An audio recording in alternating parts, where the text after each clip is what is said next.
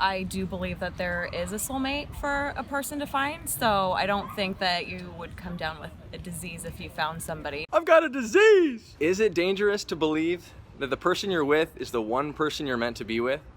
The one person you can be happy with? Or that if you keep looking, you might find that person? I'm across the water from Seattle in Kirkland, speaking with women about ONEitis and soulmates. As always, my texts and questions are in the description below.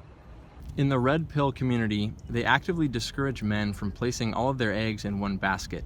Essentially, they say the idea of a soulmate or the one is a total myth. They encourage men to date lots of women at once to maintain options. In fact, if you fall for just one woman, you've been struck by a crippling disease that they call ONEitis. Symptoms include clinginess, neediness, and a willingness to relinquish power in a monogamous relationship. Any thoughts? That's funny. No. I think it's kind of ridiculous. I do believe that you should not put all your eggs in one basket when you're beginning to date people. Well, I wouldn't consider falling for one person as like a disease. I disagree. I think that they think that whipped men are weak. If you focus on a bunch of other relationships and aren't focusing on one relationship in particular, you're gonna have a hard time developing further. I feel like if you have a bunch of people at once and you keep wanting more, you're not going to be able to settle down with one person because you're used to like a bunch of people. Your 20s should be where you date and see what you want, what your deal breakers are, what your red flags are, what your yellow flags are. But I feel like as in people that get into their 30s, mid-30s, 40s, that's when you're kind of set and you know what you want and what you don't want. Do you believe in soulmates? I don't, no. I don't think that there's necessarily like one person that you're like meant to be with. There's over 7 billion people in the world. I do. I think there is that one person out there.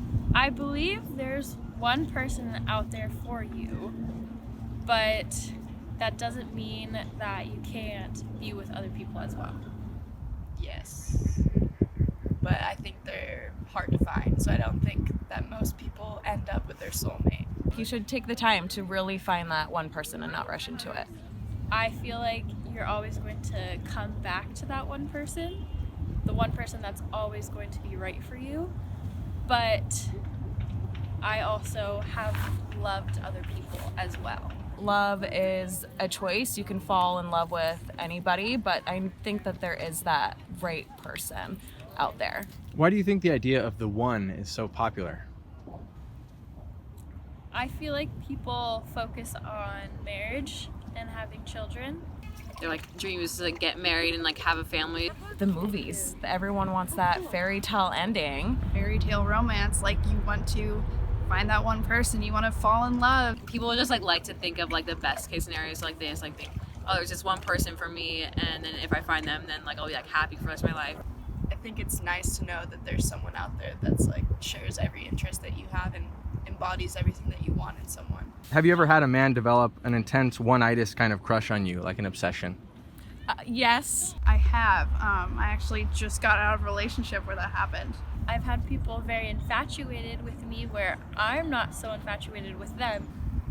Yes, it was really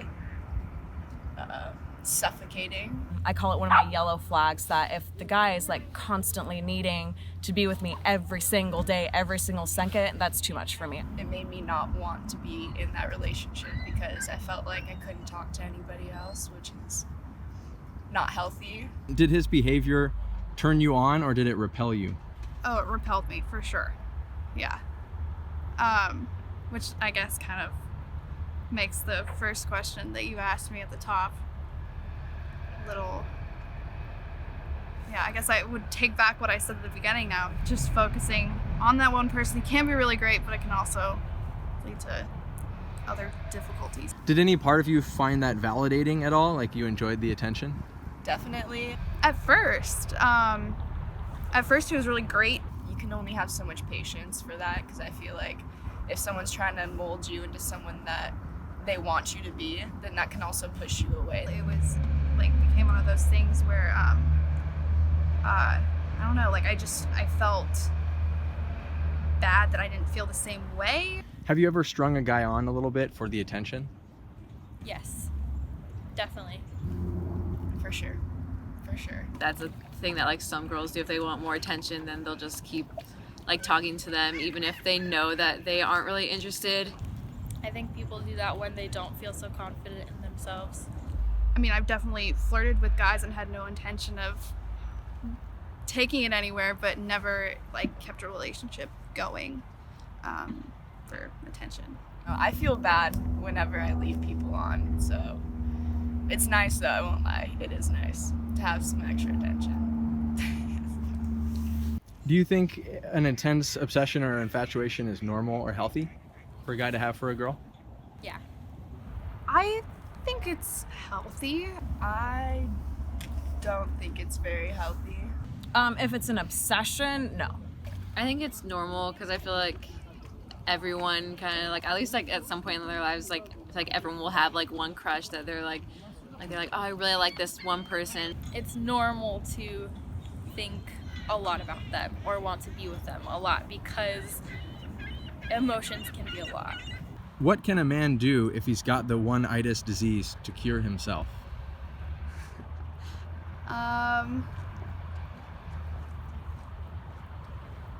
That's a good question. Just getting like new experiences, I guess, and just kind of seeing what's out there rather than just focusing on one person. Focus on himself and not others. Focus on yourself before other people. I think you might need to take a long walk on the beach before you try to pursue anything. Would you feel sorry for those guys that have ONEitis?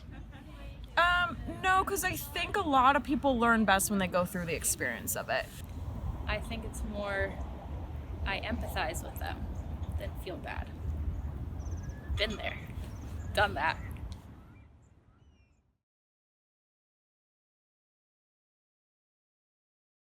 There's a lot of fish in the ocean. You see that ocean out there, you know? And That's not an ocean. I mean, it's a part of the ocean.